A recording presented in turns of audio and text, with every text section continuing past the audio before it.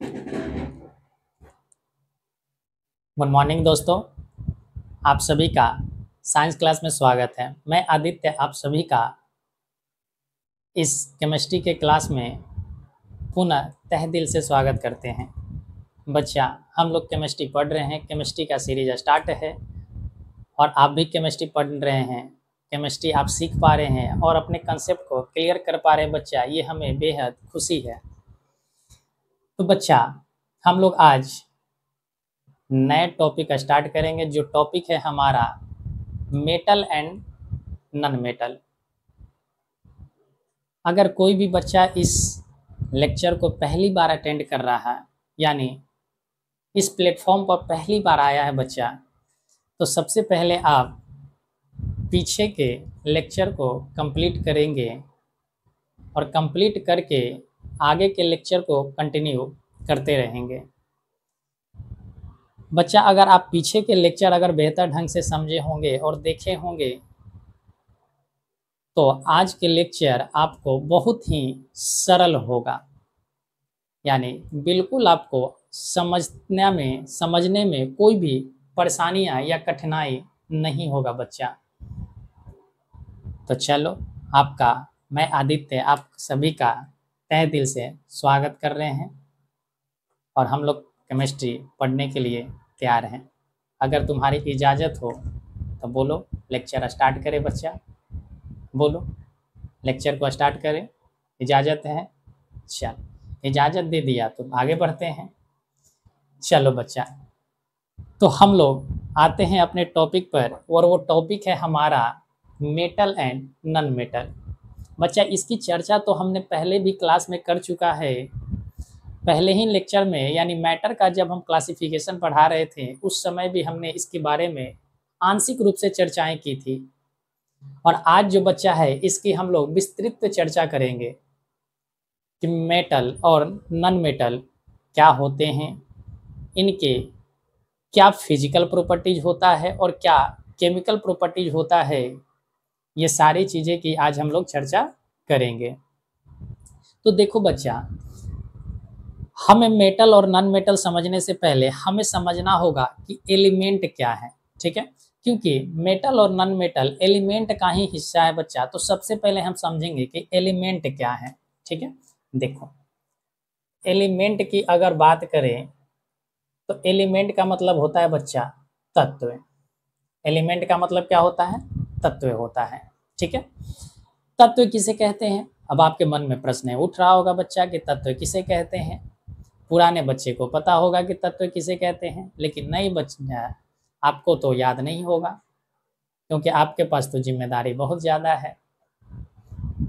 चल, फिर भी आपको हम ये चीज़ें बताने का कष्ट करते हैं, क्योंकि आप कष्ट ही दे सकते हो, खुशी तो आप दे नहीं रहे हो, ठीक है? चल देखो बच्चा, अगर हम एलिमेंट की बात करें तो एलिमेंट हम कहते किसे हैं? देखो, धरती पर जितने सारे आपको लिविंग थिंग्स दिख रहे हैं या नॉन लिविंग थिंग्स दिख रहे हैं, वो सारे के सारे जो है बच्चा, वो किसी न किसी परमाणु से मिलकर बना है।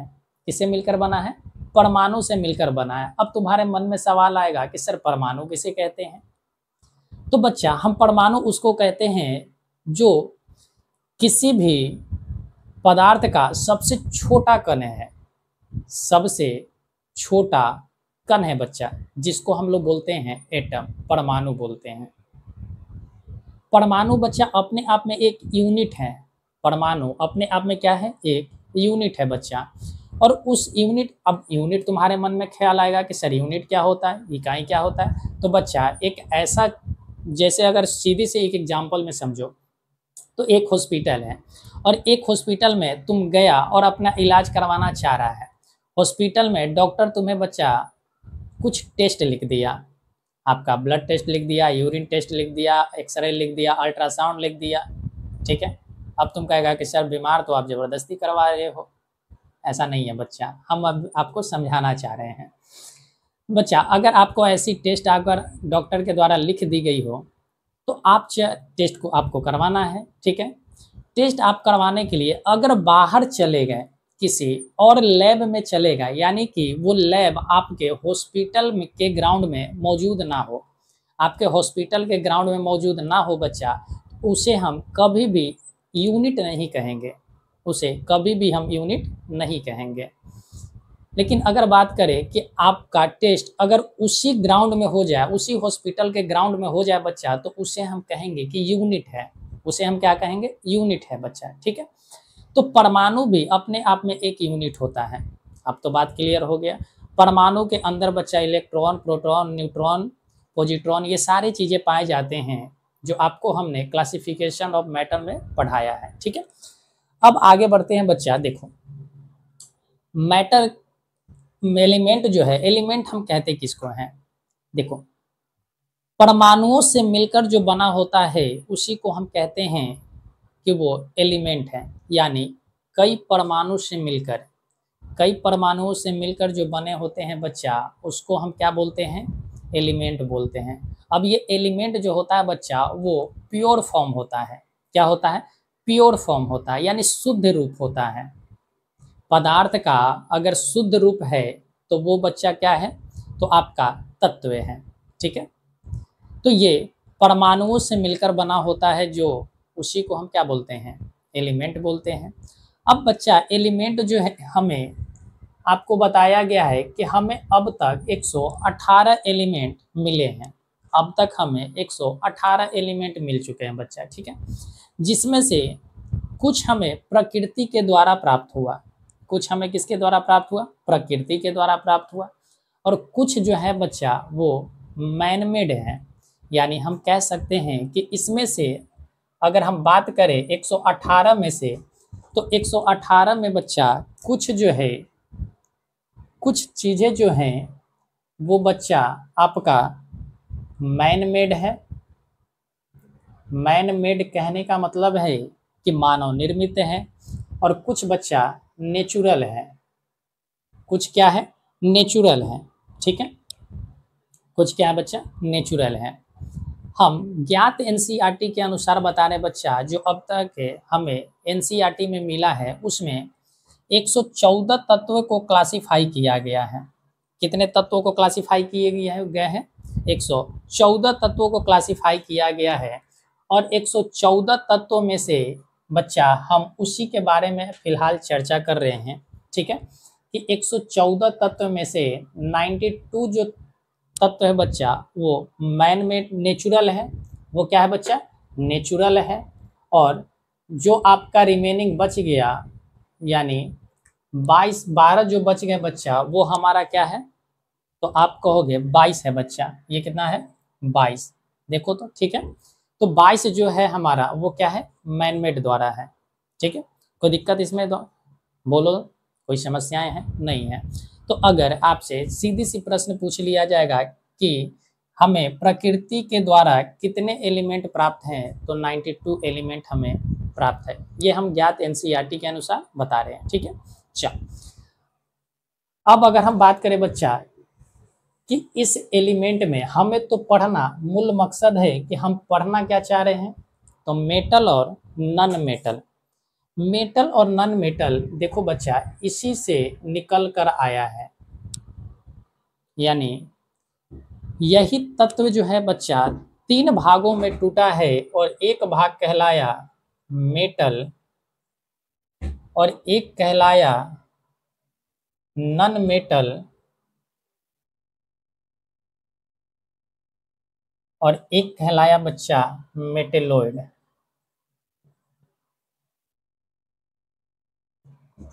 एक क्या कहलाया, मेटेलॉइड। अब इसका मतलब क्या है, नॉन मेटल का मतलब होता है बच्चा अधातु। नॉन मेटल का मतलब क्या है, अधातु। मेटोलाइड का मतलब है बच्चा उपधातु। मेटोलॉइड का मतलब क्या है, उपधातु, ठीक है। और मेटल की बात करें बच्चा तो वो क्या है, धातु है, ठीक है। अब हम इसकी डिफिनेशन पर चर्चा नहीं करेंगे, ठीक है, क्योंकि आपको डिफिनेशन हम पहले ही पढ़ाए हैं। फिर भी आपको आंशिक रूप से समझाते हैं। मेटल किसे कहते हैं बच्चा, जिसमें क्या होता है, विद्युत का प्रवाह होता है, ठीक है। जिसमें विद्युत का प्रवाह नहीं होता है नॉन मेटल कहते हैं, और जिसमें आंशिक रूप से विद्युत का प्रवाह होता है उसे हम मेटेलॉइड बोलते हैं, ठीक है। ये बात क्लियर है। अच्छा अब हमें मेटल और नॉन मेटल में अंतर समझना है बच्चा कि मेटल और नॉन मेटल में अंतर क्या है। तो देखो, मेटल और नॉन मेटल की हम बात कर रहे हैं तो हम यहाँ से फिलहाल के लिए मेटेलॉइड को हटाते हैं और यहाँ से इसकी प्रॉपर्टी पढ़ने के प्रयास करते हैं। देखो बच्चा, हम एक तरफ आपको बताएंगे ना, ऑटोमेटिक है कि आप दूसरे तरफ जो नॉन मेटल है उसको आप समझ जाओगे। हम मेटल बताएंगे, आप नॉन मेटल भी समझते हुए चले जाओगे। इसमें जो बच्चा प्रेजेंट होगा इसमें एब्सेंट होगा, और इसमें एब्सेंट होगा तो इसमें प्रेजेंट होगा। बात क्लियर है? बोलो, समझ में आ रहे हैं? आगे बढ़ें। चलो देखो, सबसे पहला पॉइंट है बच्चा कि मेटल जो होता है वो आपका विद्युत का सुचालक होता है। विद्युत का क्या होता है बच्चा? सुचालक होता है। सुचालक कहो चालक कहो, ये बातें एक ही हैं। सुचालक का मतलब है बच्चा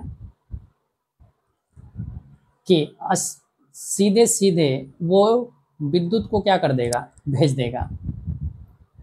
सीधे सीधे क्या करेगा बच्चा? विद्युत को भेज देगा। तो ये विद्युत का सुचालक है। तो स्वाभाविक है कि नॉन मेटल जो होगा ये विद्युत का क्या होगा बच्चा? तो आप कहोगे विद्युत का कुचालक होगा। विद्युत का क्या होगा? विद्युत का कुचालक होगा, यानी विद्युत कुचालक है। बोलो, कोई समस्या नहीं है? और भी अगर बात करें तो देखो, मेटल जो होते हैं, मेटल में बच्चा धात्विक चमक पाई जाती है। मेटल में धात्विक चमक पाई जाती है, यानी जब आप किसी मेटल को देखोगे तो वो आपको चमकता हुआ दिखेगा। कैसा दिखेगा? चमकता हुआ बच्चा वो आपको दिखेगा। चमकता हुआ कब दिखेगा? जब वो प्योर फॉर्म में हो। जब वो कैसा हो? प्योर फॉर्म में। अब ऐसा ना हो ये बच्चा, आप जंग लगे हुए धातु को लाओ, जंग लगा हुआ लोहा लाओ और कहो कि सर ये तो चमक नहीं रहा है, तो बच्चा वो प्योर फॉर्म में अब नहीं है, वो प्योर फॉर्म में नहीं है। ठीक है? तो यहाँ से हम कह सकते हैं कि जो धातु है इसमें चमक पाई जाती है। सही कर देंगे तो उसमें पाई जाती है बच्चा, और का क्रॉस कर देंगे तो उसमें नहीं पाई जाती है। तो यहाँ अगर बात करें तो इसमें चमक नहीं पाई जाती, पहला पॉइंट। ठीक है? लेकिन बच्चा अधातु में एक एक्सेप्शन है, एक ऐसा भी एलिमेंट है जिसमें धातु की तरह चमक पाई जाती है। एक ऐसा भी नॉन मेटल है जिसमें मेटल की तरह बच्चा चमक पाई जाती है, यानी लाइट पाया जाता है। ठीक है? और वो एक्सेप्शन है बच्चा कि आयोडीन जो है, आयोडीन लिख देते हैं कि आयोडीन में चमक पाई जाती है, चमक पाया जाता है। आप इस पॉइंट को ध्यान में रखेंगे। आयोडीन बच्चा है अधातु। आयोडीन क्या है? अधातु है, लेकिन फिर भी इसमें चमक पाई जाती है। और जितने सारे आपको मेटल हैं उन सारे मेटल में चमक पाए जाते हैं। दूसरा पॉइंट क्लियर है बच्चा? अगर बात करें तो मेटल जो होता है वो उष्मा का सुचालक होता है। उष्मा का क्या होता है बच्चा? सुचालक होता है। यानी जितने सारे मेटल हैं उन सभी से अगर आप एक तरफ हीट करोगे बच्चा तो उसके दूसरे सिरे भी क्या हो जाएंगे? हीट हो जाएंगे। जैसे आप लोहा के छड़ ले लो, ठीक है?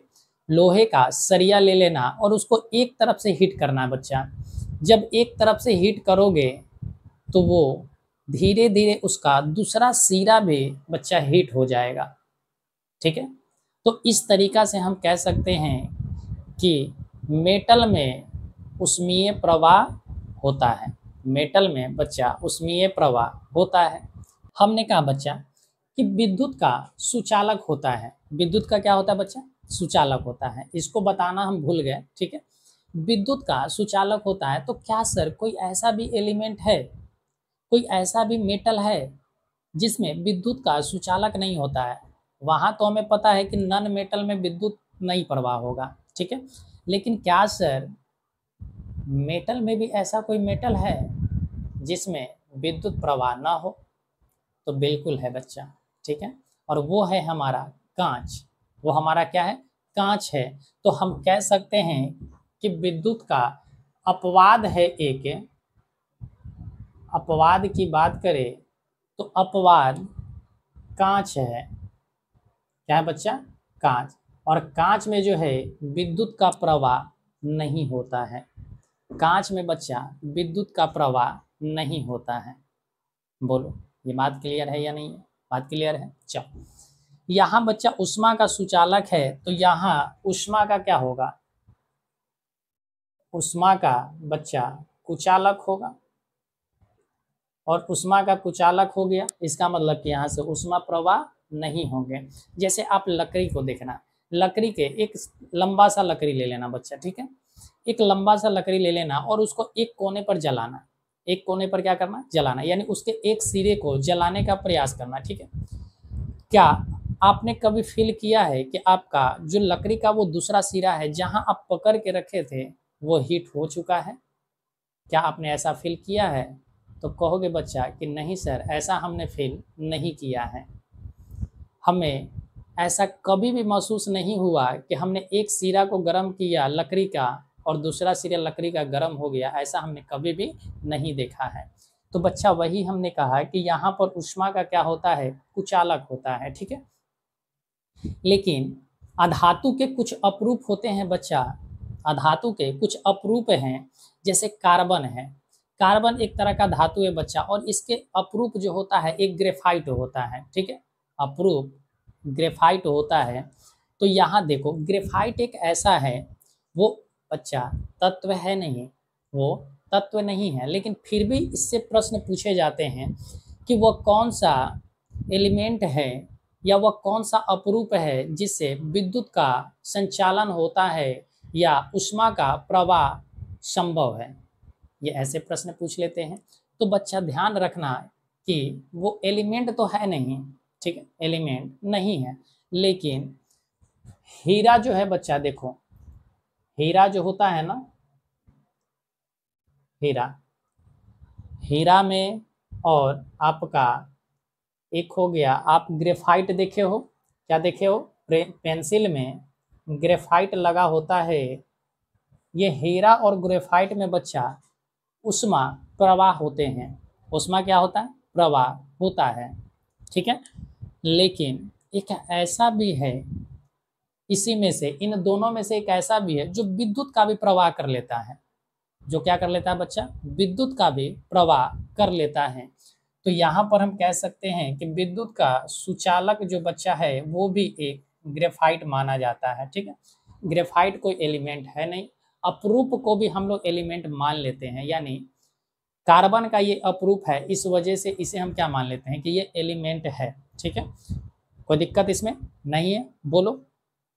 तो ग्रेफाइट बच्चा एक अपवाद है जहां विद्युत का क्या होता है? संचालन होता है। विद्युत का क्या होता है बच्चा? संचालन होता है।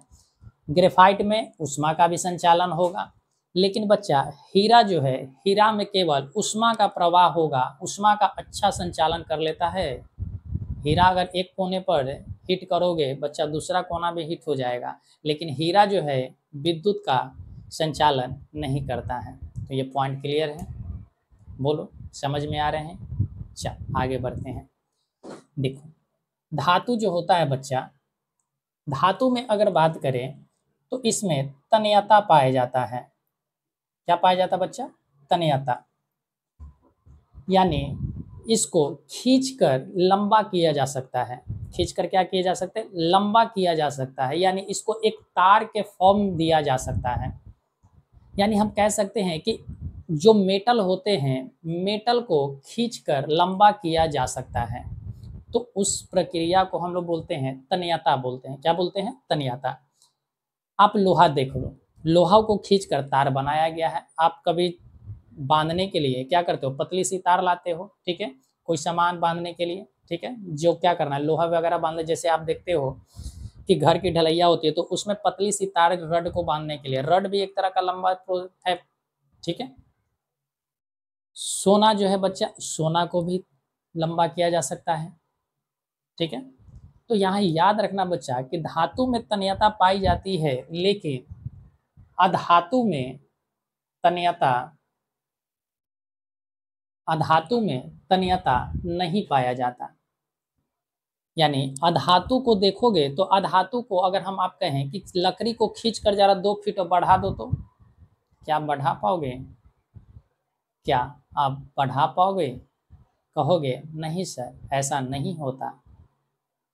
तो अधातु बच्चा, अधातु में तन्यता नहीं पाए जाते हैं और धातु में तन्यता पाया जाता है। और यहाँ से एक प्रश्न पूछ लिया जाता है कि सबसे अधिक तन्य एलिमेंट मेटल कौन सा है? सबसे अधिक तन्य तत्व कौन सा है या मेटल कौन सा है? तो वो बच्चा है गोल्ड। वो क्या है? गोल्ड है, यानी सोना है। सोना को अगर बच्चा 1 ग्राम सोना आप लेते हो और उसको जब पीट पीट के जब उसको एक लंबा करोगे, तार के फॉर्म देने का प्रयास करोगे, तो ये लगभग 2 किलोमीटर लंबे तार बनेंगे। ये इतनी तन्य होता है कि 2 किलोमीटर लंबे तार बन जाएंगे बच्चा। और यही 1 ग्राम अगर चांदी की अगर बात करो तो चांदी को अगर 1 ग्राम खींचोगे तो ये लगभग 200 मीटर का तार बन जाएगा। तो यहाँ से ध्यान रखना कि पहले जो सबसे अधिक तन्यता होता है वो गोल्ड में पाए जाते हैं, और गोल्ड के बाद अगर हम बात करें तो आपका सिल्वर में पाया जाता है। किसमें पाया जाता है बच्चा? सिल्वर में। किसमें पाए जाते हैं? सिल्वर में। तो पहला स्टेज में है गोल्ड, दूसरे स्टेज में आता है सिल्वर, ठीक है। तो इस तरीक़ा से ध्यान रखना। लेकिन यहाँ अधातु में अगर तन्यता वाली बात कहें तो ऐसा कुछ भी नहीं होता, ठीक है।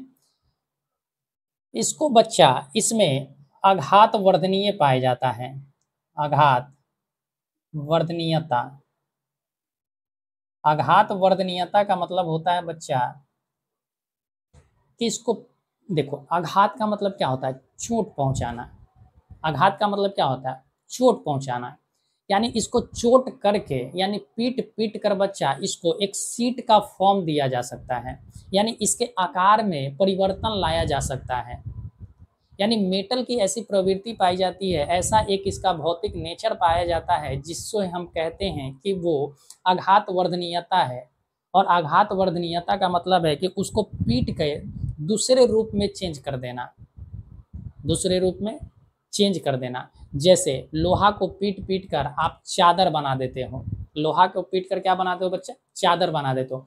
आपने मिठाई खाया होगा, आपने अक्सर मीठा स्वीट खाया तो जरूर होगा, ठीक है, जिसको अपनी भाषा में बात करें तो छेना कहते हैं, ठीक है। जिसको क्या कहते हैं? छेना कहते हैं। छेना पर देखना बच्चा, उस पर पतली सी परत चढ़ाई होती है। उस पर पतली सी क्या होती है? आपको चमकता हुआ एक सीट दिखाई देता है पेपर की तरह। वो पेपर क्या है बच्चा? एल्युमिनियम का सीट होता है। वो किसका सीट होता है? एल्युमिनियम का सीट होता है, या तो हम कहें वो आपका सिल्वर का सीट होता है। सिल्वर तो महंगे हैं, तो उस पर एल्युमिनियम का ही सीट बिछा दिया जाता है। वो इतने पतले बना दिए जाते हैं कि आप जब खाते हो तो आपको एहसास तक नहीं होता है कि आपने किसी मेटल को खाया है। तो बच्चा, यहाँ पर आघात वर्धनीयता का मतलब हुआ कि इसको हम सीट का फॉर्म दे सकते हैं। किस फॉर्म में परिवर्तन किया जा सकता है? सीट के फॉर्म में परिवर्तन किया जा सकता है। बात क्लियर है? और यहाँ अगर बात करें बच्चा अधातु में, तो अधातु में ऐसा नेचर, ऐसा प्रॉपर्टीज नहीं पाए जाते, ऐसे गुण नहीं पाए जाते हैं जिससे इसमें आघात वर्धनीयता पाया जाए। तो यहाँ पर आघात वर्धनीय नहीं होता है। अधातु जो है बच्चा आघात वर्धनीय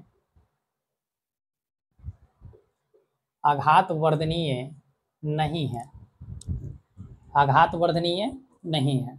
बच्चा आप सीक्वेंस में लिखना, हमारे पास स्पेस का थोड़ा सा आपको समझाना है तो स्पेस का इस वजह से हम उधर ऊपर लिख दे रहे हैं, ठीक है, इधर नीचे लिख दे रहे हैं, आप समझने का प्रयास करना, ठीक है, इतनी तो आप कर सकते हो। चल आगे बढ़ते हैं।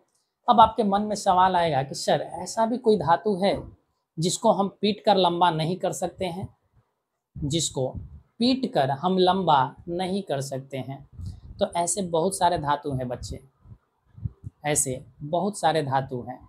पारा की बात करेंगे तो पारा आपका नहीं है बच्चा, पारा को आप पीट नहीं सकते हो, पारा को आप पारा आपका मेटल है, पारा क्या है, मेटल है, लेकिन इसको पीट के आप चादर नहीं बना सकते हो, ठीक है। तो ये अपवाद है, ठीक है, ये अपवाद है। हमने पहले भी कहा था कि केमिस्ट्री में अपवादें भी बहुत है बच्चा, ठीक है।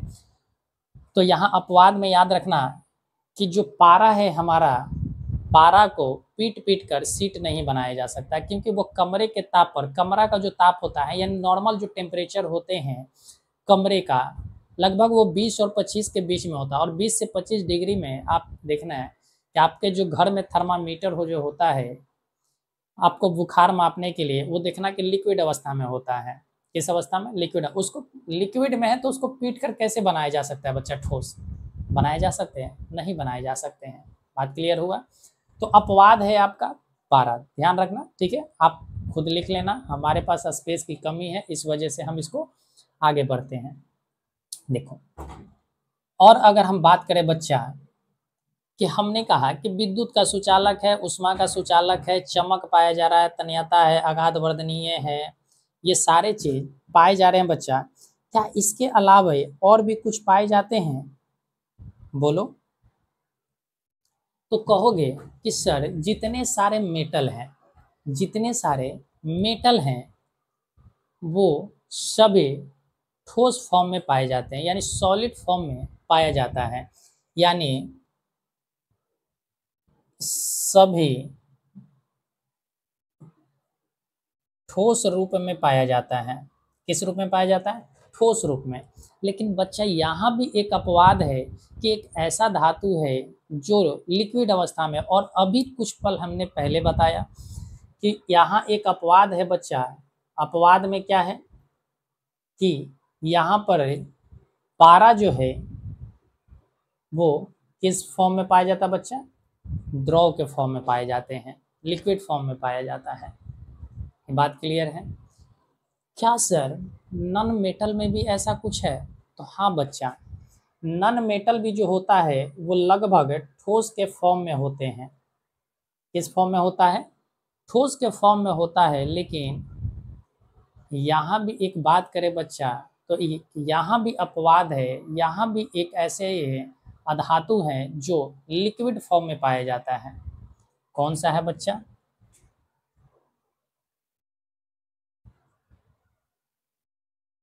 अपवाद है बच्चा, ब्रोमीन।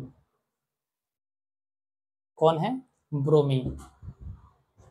ब्रोमीन एक ऐसा अधातु है जो ये भी बच्चा कमरे के ताप पर किस अवस्था में है, तो द्रव अवस्था में है। बोलो, बात क्लियर है। आगे बढ़ें, बोलो कोई समस्याएं हैं, आगे बढ़ें। अब फिलहाल आप नोट करो, उसके बाद पुनः इसको रफ करते हैं, फिर मिटाते हैं, ठीक है।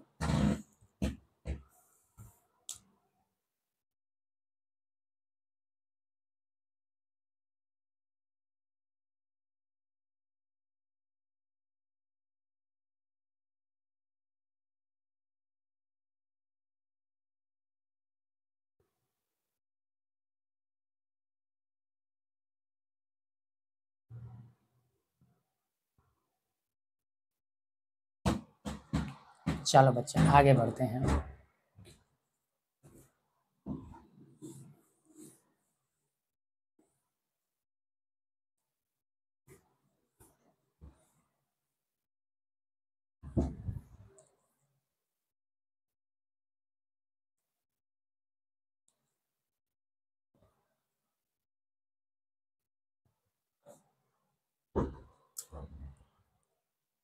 इधर मेटल लिख देते हैं और इधर नॉन मेटल लिख देते हैं। अब हमारे पास स्पेस हो गए हैं, ठीक है। देखो अब इसके और भी प्रॉपर्टीज बात है बच्चा। देखो, अगर आपसे कहा जाए कि धातु जो होता है बच्चा, धातु में फ्री इलेक्ट्रॉन पाए जाते हैं। क्या होता है? फ्री इलेक्ट्रॉन पाया जाता है, यानी इसमें जो है इलेक्ट्रॉन पूरी रूप से मुक्त पाया जाता है। मुक्त होने की वजह से ही यहाँ पर ऊष्मा का प्रवाह, विद्युत का संचालन, ये सारे चीज, इसमें चमक, इसी की वजह से पाया जाता है बच्चा। अगर कभी भी आपसे अगर प्रश्न पूछ लिया जाए कि आपका प्रश्न अगर पूछ लिया जाए कि वह कौन सा कारण है जिसके वजह से बच्चा ठोस जिसमें धातु चमकता है, वह कौन सा कारण है जिसकी वजह से धातु चमकते हैं, तो वो बच्चा है मुक्त इलेक्ट्रॉन, यानी फ्री इलेक्ट्रॉन की वजह से ही यहाँ पर धातु चमकता हुआ आपको दिखाई देता है। ठीक है, लेकिन अगर बात करें नॉन मेटल का, तो नॉन मेटल में बच्चा फ्री इलेक्ट्रॉन नहीं पाई जाती है, फ्री इलेक्ट्रॉन नहीं पाया जाता है। और इलेक्ट्रॉन अगर फ्री नहीं पाया जाएगा तो नहीं चमकेगा। बात क्लियर है? कोई समस्या नहीं है। इसके बाद अगर हम बात करें बच्चा कि जो फ्री इलेक्ट्रॉन पाए जाते हैं मेटल में, तो मेटल में उसके बाह्यतम कोश में, बाह्यतम जो कोश होता है, जो ऑर्बिट होता है, यानी आउटर जो सेल होते हैं, आउटर सेल में बच्चा इसके इलेक्ट्रॉन जो पाए जाएंगे, या तो 1 होगा, या तो 2 होगा, या तो 3 पाए जाएंगे, या तो 1 होगा, या तो 2, या तो 3 होंगे। ठीक है, और अगर हम बात करें कि नॉन मेटल में, तो बच्चा नॉन मेटल का जो आउटर सेल होगा, आउटर सेल में या तो 5, 6 और या तो 7 इलेक्ट्रॉन पाए जाते हैं। यानी मेटल होगा तो आपको बेहतर ढंग से समझाया गया है। कॉन्फ़िगरेशन जब हमने पढ़ाया था, ऑर्बिट के बारे में हमने चर्चाएं की थी, तो उस समय हमने ये बताया था कि मेटल जो होते हैं बच्चा, मेटल में बाह्यतम जो आउटर जो सेल होता है, उसमें या तो 1 इलेक्ट्रॉन पाए जाएंगे, या तो 2, या तो 3। और नॉन मेटल की अगर बात करें तो उसमें 5 या तो 6 या तो 7 इलेक्ट्रॉन। बात क्लियर है? आगे बढ़ते हैं बच्चा। मेटल जो होता है अपना इलेक्ट्रॉन को क्या करता है बच्चा, तो डोनेट कर देता है। ये इलेक्ट्रॉन को क्या करता है, डोनेट करता है, यानी इलेक्ट्रॉन को त्याग करेगा, तब जाकर ये अपना अष्टक कंप्लीट करके स्टेबल होगा। यानी ये स्टेबल होने के लिए अपना इलेक्ट्रॉन को क्या कर देता है बच्चा, त्याग कर देता है। और नॉन मेटल में क्या होता है बच्चा, तो ये गेन करता है। क्या करता है? गेन करता है, यानी इलेक्ट्रॉन का ये क्या करेगा बच्चा, तो गेन करेगा, यानी ये ग्रहण करेगा, ये इलेक्ट्रॉन को डोनेट करेगा। मेटल जो है इलेक्ट्रॉन डोनेट करेगा, और नॉन मेटल जो है बच्चा वो इलेक्ट्रॉन को गेन करेगा। ठीक है, जब ये डोनेट करेगा तो डोनेट करने के बाद ये अपने ऊपर अनायन चार्ज बनाएगा। एनायन चार्ज कहने का मतलब है बच्चा धनायन, धनायन आवेश बनाता है। क्या बनाता है? धनायन आवेश बनाता है। और ये अपना ऊपर कैटायन चार्ज बनाएगा बच्चा। शायद हो सकता है हम स्पेलिंग गलत लिखें, लेकिन आप बच्चा समझने का प्रयास करना है। ठीक है, कैटायन होता है, और कैटायन का मतलब होता है बच्चा कि यहाँ पर ऋण आवेश बनाता है, ऋण आवेश बनाता है बच्चा। ठीक है, यहाँ पर पॉजिटिव चार्ज बनाएगा और यहाँ पर निगेटिव चार्ज बनाते हैं बच्चा। बोलो, कोई समस्याएं हैं अब तक? नहीं है? आगे बढ़े। चल, और भी अगर हम बात करें बच्चा, तो जो मेटल होता है, मेटल का आयनन विभव, आयनन विभव हमने समझाया था, आप तो भूल गए होंगे। बोलो, बोलो, तुम तो भूल गया है, हमको पता है, हमको पूरा भरोसा है कि तुम भूल गया होगा, क्योंकि तुम्हें केवल पढ़ना ही थोड़े है, तुम्हें तो बहुत सारे काम करने हैं। तुमको बतियाने से फुर्सत मिलेगा तब ना इसको पढ़ेगा, बतियाने से तो फुर्सत है नहीं, तो क्या करेगा? तुम्हारे ऊपर तो जिम्मेदारी बहुत ज़्यादा है, तुम्हें घर के काम भी करने होते हैं, थोड़ा बहुत पढ़ना भी होता है, पढ़ना होता है तो 4 से 5 सब्जेक्ट पढ़ने होते हैं, मित्रों के साथ हैप्पी बर्थडे भी मनाना है, बहुत तरह की समस्याएं हैं भाई तुम्हारे साथ, हम ये समझते हैं, ठीक है। चल, फिर भी आपको रिकॉल करवा देते हैं कि आयनन विभव क्या होता है। देखो बच्चा, किसी भी एलिमेंट के बाह्यतम कोश में अगर इलेक्ट्रॉन है तो उस इलेक्ट्रॉन को त्याग करने के लिए जो ऊष्मा दी जाती है, वो ऊष्मा का न्यूनतम जो मात्रा होता है उसी को हम लोग बोलते हैं आयनन विभव। क्या बोलते हैं बच्चा? आयनन विभव।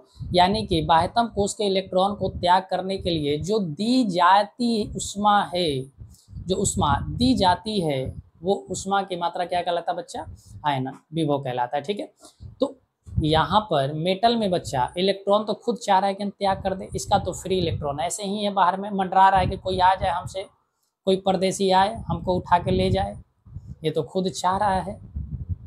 तो बच्चा इस वजह से यहाँ पर इसके आयनन विभव क्या होते हैं? कम होते हैं। आयनन विभव क्या होता है? कम होता है। और इसकी बात करें बच्चा तो इसका आयनन विभव क्या होगा? आयनन विभव जो होगा वो क्या होगा? ज़्यादा होगा बच्चा। आयनन विभव उसका क्या होगा? ज़्यादा, यानी नॉन मेटल के आयनन विभव उच्च होते हैं, ठीक है।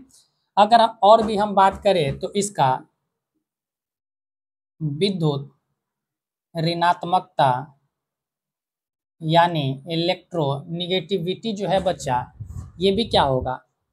लो होगा, ठीक है, यानी कम होता है, निम्न होता है। अब इलेक्ट्रोनिगेटिविटी क्या होता है बच्चा? दो इलेक्ट्रॉन को ग्रहण करने की कैपेसिटी कहलाता है इलेक्ट्रोनिगेटिविटी कहलाता है।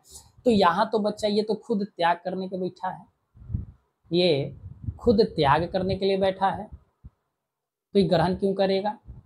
ये तो मलामत अपना दूसरे को देना चाह रहा है। तो इस वजह से बच्चा यहाँ पर इसके जो विद्युत ऋणात्मकता होता है, इलेक्ट्रोनिगेटिविटी जो होते हैं वो क्या होते हैं? निम्न होते हैं, ठीक है।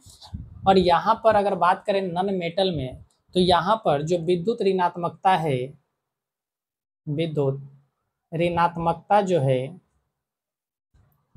वो क्या होता है बच्चा? हाई होता है, उच्च होता है। बात क्लियर है? वो देगा नहीं, ये लेगा नहीं, तो इसका निम्न हो गया, इसका उच्च हो गया, ठीक है। और भी अगर बात करें हम तो इसका इलेक्ट्रॉन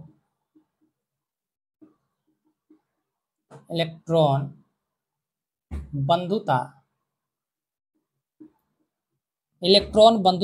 ये भी बच्चा क्या होता है? तो निम्न होता है। ये भी क्या होता है? निम्न होता है।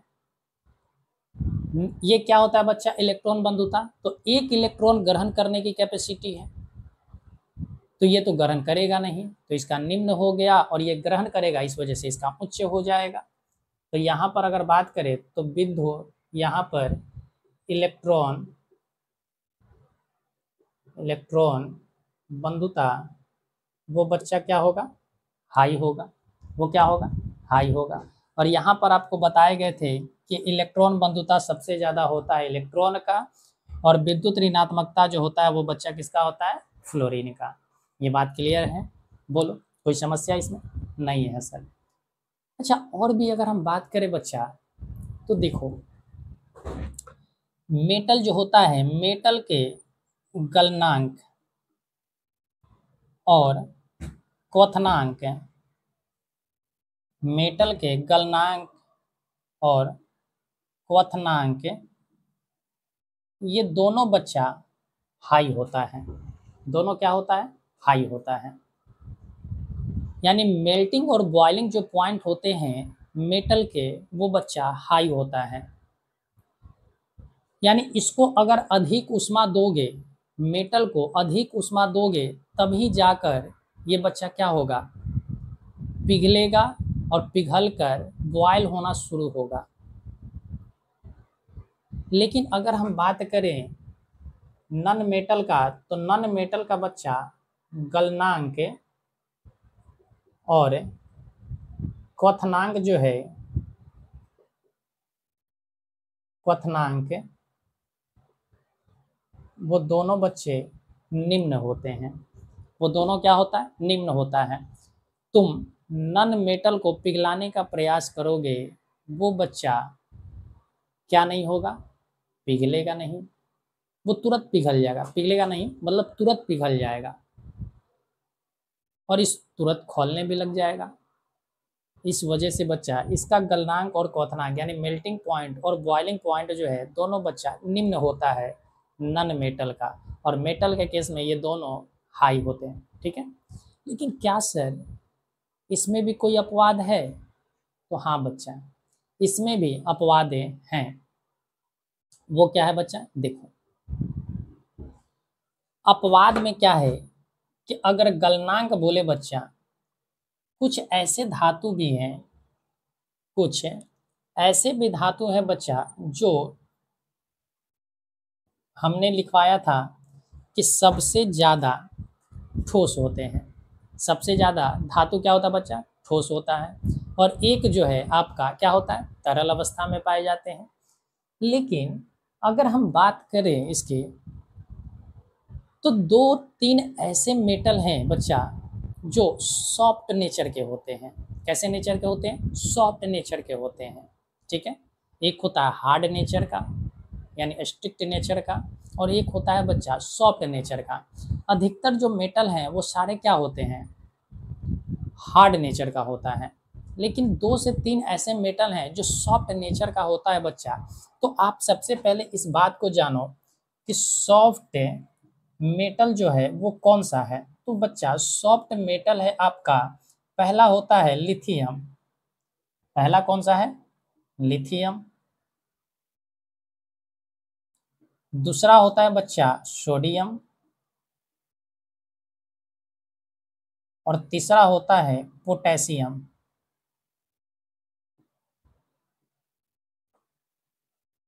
तीसरा होता है पोटेशियम। अब आप यहाँ एक सवाल खड़ा करोगे कि सर अब तक हम पढ़ते हुए आए हैं कि सोडियम और पोटेशियम ही सबसे मुलायम धातु होता है, सबसे सॉफ्ट नेचर का धातु सोडियम और पोटेशियम है। लेकिन सर आपने तो लिथियम भी लिखवाया है। तो बच्चा आप 10th क्लास के जाकर मेटल और नॉन मेटल का टॉपिक पढ़ना एनसीईआरटी का, उसमें साफ साफ लिखा हुआ है कि 3 ऐसे मेटल होते हैं जो सॉफ्ट नेचर के होते हैं, और एक आपका ऐड होता है कौन सा, लिथियम। इस वजह से बच्चा हमने इस चीज़ को बताया है कि हो सकता है कि आपके एग्जाम में आ जाए लिथियम और आप उसको सॉफ्ट ना मानकर हार्ड मानकर क्या कर जाओ, गलत करके चले आ जाओ। तो हमारी बताने क्या है, फर्ज है बच्चा, हम अपने फर्ज को अदा कर रहे हैं, आप भी अपना फर्ज को क्या करें, अदा करें। ठीक है, चल देखो, तो लिथियम सोडियम और पोटेशियम जो है बच्चा, ये तीनों क्या है, तरल ना होकर सॉफ्ट है, यानी इसको हम चाकू से बच्चा काट सकते हैं। चाकू से क्या कर सकते हैं, काट सकते हैं, चाकू से काट सकते हैं इन तीनों को। अब चाकू से हम काट सकते हैं इन तीनों को, तो अभी हमने कहा कि इसका गलनांक और क्वथनांक उच्च होता है, गलनांक और क्वथनांक उच्च होता है। तो ये तो बच्चा पहले से ही सॉफ्ट नेचर का है, इसको फुसलाना तो आसान है। बात समझो हमारे, कोई अगर साफ दिल का बच्चा होता है उसको फुसलाना आसान होते हैं। फुसलाना क्या होता है बच्चा, आसान होता है। तो हम यहाँ से कह सकते हैं कि सर लिथियम सोडियम और पोटेशियम जो है, इन तीनों का गलनांक और क्वथनांक जो होगा वो बच्चा क्या होगा, यानी सॉफ्ट मेटल का जो मेल्टिंग पॉइंट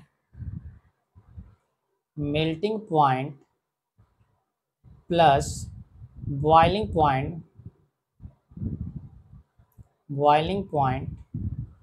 ये दोनों जो बच्चा होता है वो क्या होता है, निम्न होता है बाकी मेटलों की तुलना में, बाकी मेटलों की तुलना में। बात क्लियर है, कोई समस्या इसमें नहीं।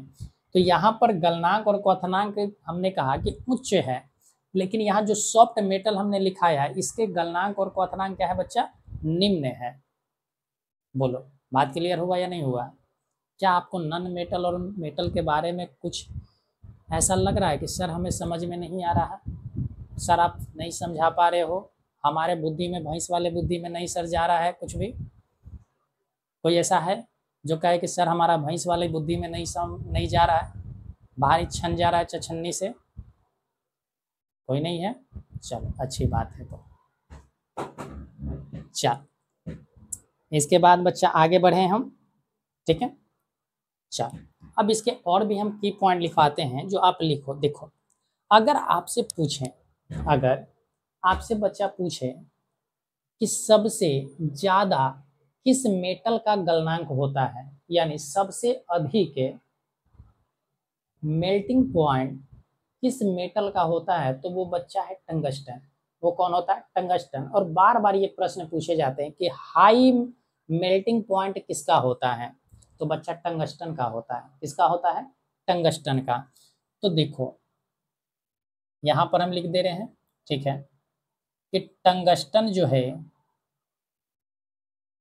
टंगस्टन का गलनांक और क्वथनांक भी बच्चा, गलनांक और क्वथनांक दोनों उच्च होता है। दोनों क्या होता है, उच्च होता है। दोनों क्या होते हैं बच्चा, उच्च होते हैं। लेकिन अगर हम कहें, यहाँ से प्रश्न एक और पूछा जाता है कि टंगस्टन का बच्चा गलनांक कितना होता है। क्या पूछा जाता है कि टंगस्टन का गलनांक से कितना होता है, तो ये लगभग बच्चा 3695 डिग्री सेल्सियस होता है। इसको ध्यान में रखना, ठीक है। अगर इसकी गलनांक की अगर हम बात करें तो इसका जो गलनांक होता है टंगस्टन का, वो लगभग 3650 डिग्री सेल्सियस होता है। कितना होता है, 3650 डिग्री सेल्सियस होते हैं। तो आई होप कि ये सारे बातें आपको समझ में आ रहे होंगे। तो बच्चा इसको आप पहले क्या करो, कॉपी करो, ठीक है, फिर इसको रफ करते हैं। और भी बातें हैं जो हमें स्पष्ट करना है।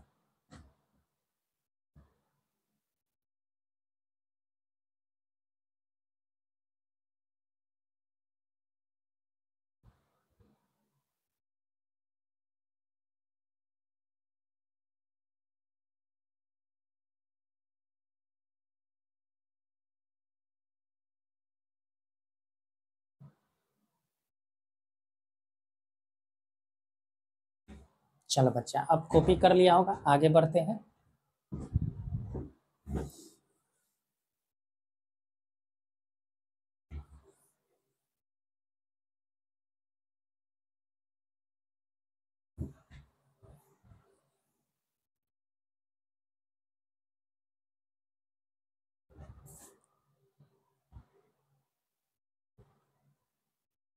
ये नन मेटल था। देखो बच्चा हमने लिखवाया कि टंगस्टन जो होता है उसका मेल्टिंग पॉइंट और बॉइलिंग पॉइंट दोनों क्या होते हैं, हाई होते हैं। तो बच्चा यहाँ से ये भी तो पूछा जा सकता है कि सबसे लो मेल्टिंग पॉइंट और बॉइलिंग पॉइंट किसका होता है, तो वो बच्चा पारा का होता है। किसका होता है, पारा का। यानी पारा एक ऐसा धातु है जिसका मेल्टिंग पॉइंट, यानी लिख देते हैं melting point plus boiling point, boiling point दोनों क्या होते हैं बच्चा, दोनों निम्न होता है। दोनों क्या होता है, निम्न होता है। क्यों निम्न होता है बच्चा, क्योंकि ये पहले से ही तरल अवस्था में है। पहले से ही किस अवस्था में, तरल अवस्था में है। इस वजह से इसका मेल्टिंग पॉइंट क्या होता है बच्चा, तो निम्न होता है। मेल्टिंग पॉइंट क्या होता है, निम्न होता है। बात क्लियर है। लेकिन यहीं से एक और प्रश्न पूछा जाए कि अगर ठोस में, किस में पूछा जाए, ठोस धातुओं में, ठीक है, तो ठोस धातुओं में बच्चा सबसे कम मेल्टिंग पॉइंट होता है गैलियम का। किसका होता है? गैलियम का। ये बच्चा तरल अवस्था में है, इस वजह से है, ठीक है। और ठोस में अगर बात करें, किसमें? ठोस अवस्था में, यानी तो वो बच्चा गैलियम है। गैलियम है जिसका melting point plus boiling point,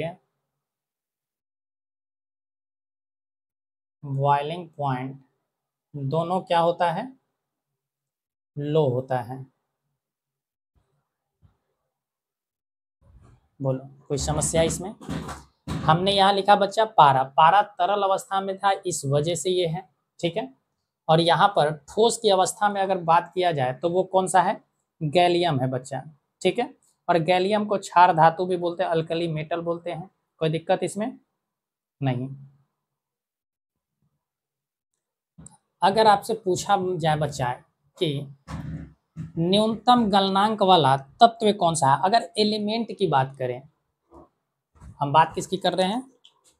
समझो, हमने कहा लो मेल्टिंग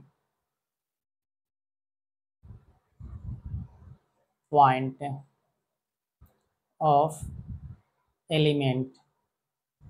हम किसकी बात कर रहे हैं बच्चा? एलिमेंट की बात कर रहे हैं। तो यहाँ पर ऑक्सीजन है तुम्हारा, वो कौन सा है? ऑक्सीजन है। जब तत्व की बात करें तो सबसे निम्न जो है गलनांक तुम्हारा ऑक्सीजन का है। किसका है बच्चा? ऑक्सीजन का। बात क्लियर? अच्छा, इसी तरीका से बच्चा क्वथनांक भी तो पूछे जा सकते हैं कि कम क्वथनांक वाला एलिमेंट कौन सा है, बोलो, ये भी तो पूछा जा सकता है। तो अगर हम बात करें low boiling point of element, low boiling point of element, तो वो है बच्चा हीलियम। वो कौन सा है?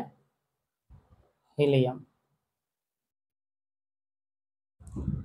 बोलो, यहाँ से पॉइंट क्लियर हो रहे हैं या नहीं हो रहे हैं? तुम देख पा रहे हो कि कैसे कैसे प्रश्न पूछे जा सकते हैं तुमसे।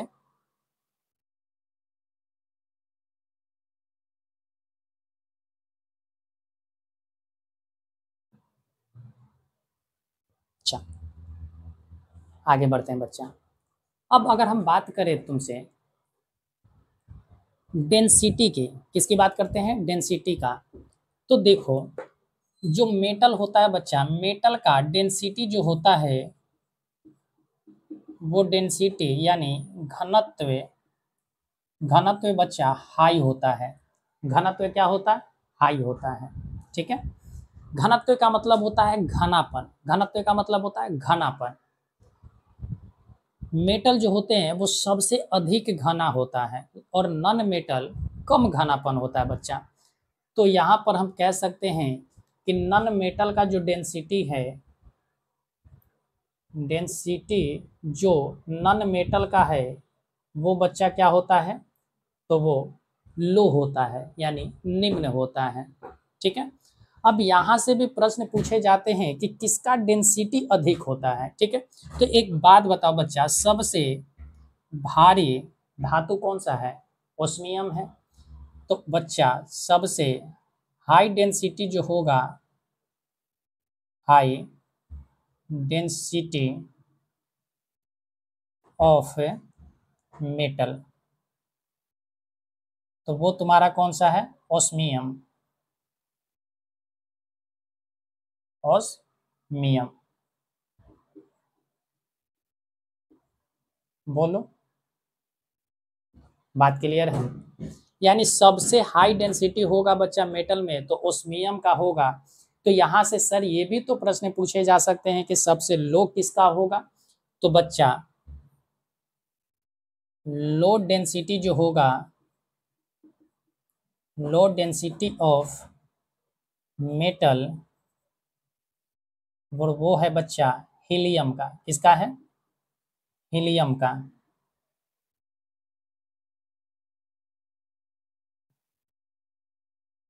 बोलो, कोई दिक्कत इसमें नहीं। तो यहीं से प्रश्न पूछे जा सकते हैं बच्चा कि सबसे हाई डेंसिटी किसका होगा और सबसे लो डेंसिटी किसका होगा। ये दोनों पॉइंट क्लियर है या नहीं है, बोलो, समझ में आ रहे हैं। तो आप देख पा रहे हैं कि मेटल और नॉन मेटल की कितनी विशेषताएं हैं, विशेषताएं यानी इसकी प्रॉपर्टीज कितनी अधिक है बच्चा, ये अब आप जाकर जान रहे हो। आप केवल ऊपर ऊपर पढ़ लेते हो कि मेटल में चमक पाया जाता है, मेटल को पीट पीट कर लंबा किया जा सकता है, उसको चादर बनाया जा सकता है, और आप मेटल खत्म कर लेते हो।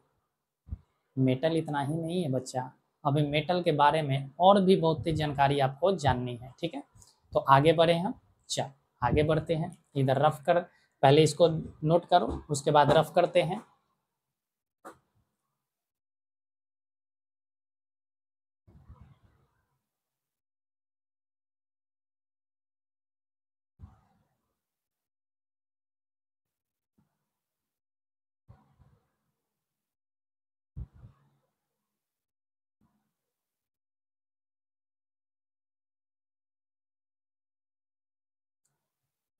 चल आगे बढ़ते हैं।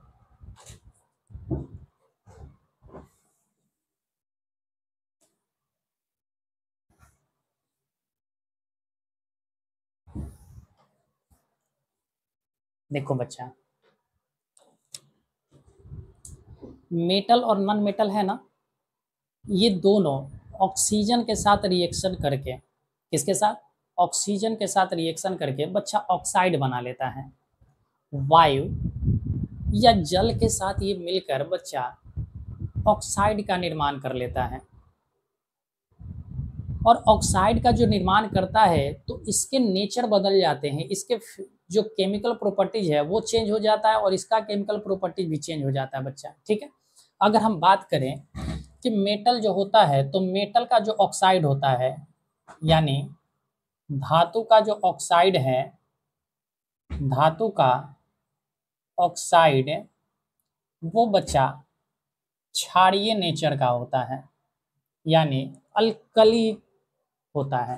क्या होता है, अल्कली होता है, क्षारीय। लेकिन यहाँ पर अगर बात करें बच्चा, तो अधातु का ऑक्साइड जो है, वो अधातु का ऑक्साइड बच्चा अम्लीय होता है। कैसा होता है, अम्लीय। देखो कि दोनों में, दोनों का दोनों जो है ऑक्सीजन और वायु यानी वायु और आपका जल के साथ रिएक्शन कर रहा है बच्चा, और रिएक्शन करने के बाद ये दोनों का दोनों जो है ऑक्साइड का निर्माण कर रहा है। किसका निर्माण कर रहा है, ऑक्साइड का निर्माण कर रहा। लेकिन बच्चा यहाँ पर जो है ये ऑक्साइड जो बना रहा है वो क्षारीय नेचर का है, बेसिक है। और ये जो बना रहा है वो बच्चा एसिडिक नेचर का है, यानी अम्लीय है। और आपको ये पता है कि क्षारीय जो होता है वो कड़वा होता है, वो स्वाद में कैसा होता है बच्चा, कड़वा होता है। तो हम कह सकते हैं कि धातु के ऑक्साइड कड़वे होंगे, और यहाँ पर बच्चा ये क्या होता है, अम्लीय, यानी कि ये हम कह सकते हैं कि खट्टा होता है। क्या होता है बच्चा, खट्टा होता है, ठीक है।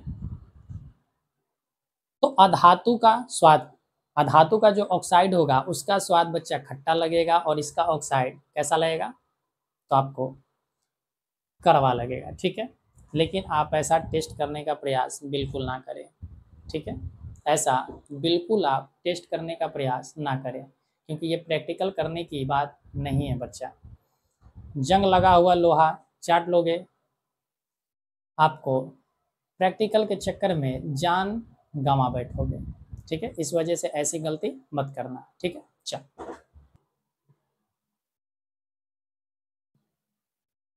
चलो बच्चा, तो इतनी बात तो आपको समझ में आया कि धातु का ऑक्साइड क्षारीय होता है और अधातु का ऑक्साइड अम्लीय होता है। लेकिन इसमें भी बच्चा एक्सेप्शन है, इसमें भी एक्सेप्शन है। एक्सेप्शन क्या है कि देखो, दो ऐसे धातु हैं, एल्युमिनियम और जिंक। कौन से, एल्यूमिनियम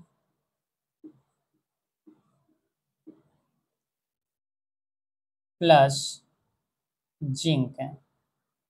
ठीक है बच्चा, ये दोनों एक ऐसे मेटल हैं जो बच्चा एम्फोटेरिक नेचर का है।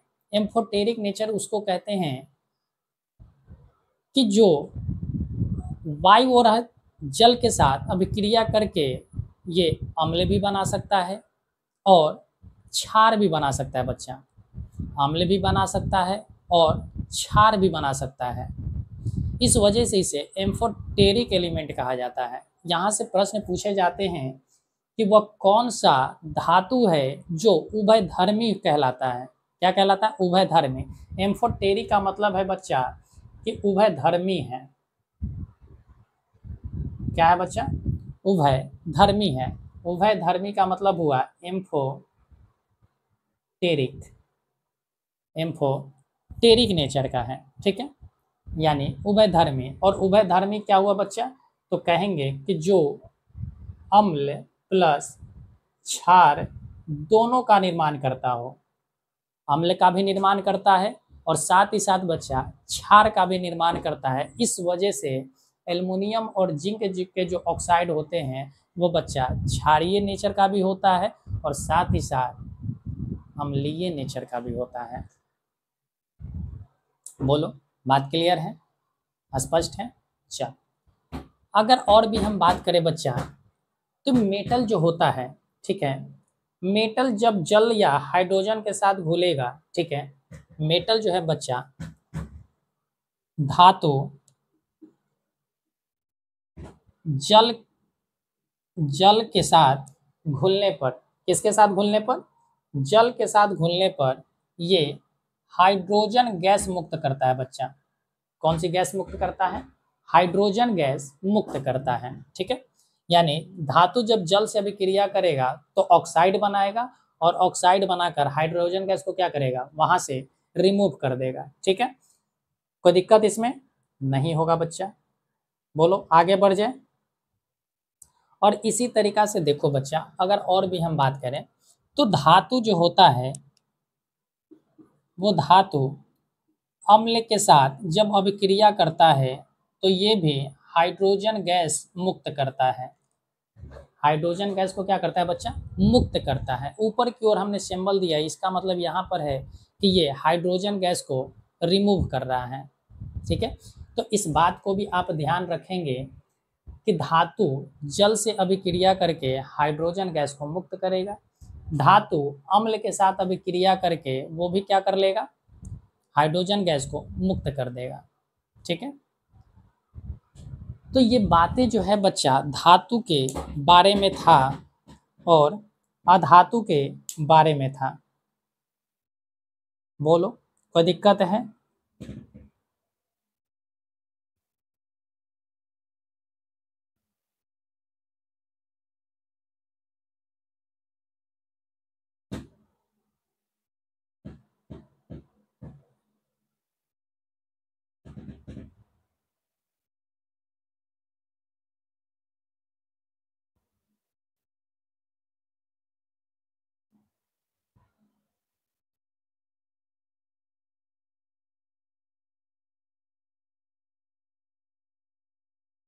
चलो बच्चा आगे बढ़ते हैं। देखो, अगर और भी हम बात करें तो धातु का जो ऑक्साइड होता है, धातु का जो ऑक्साइड है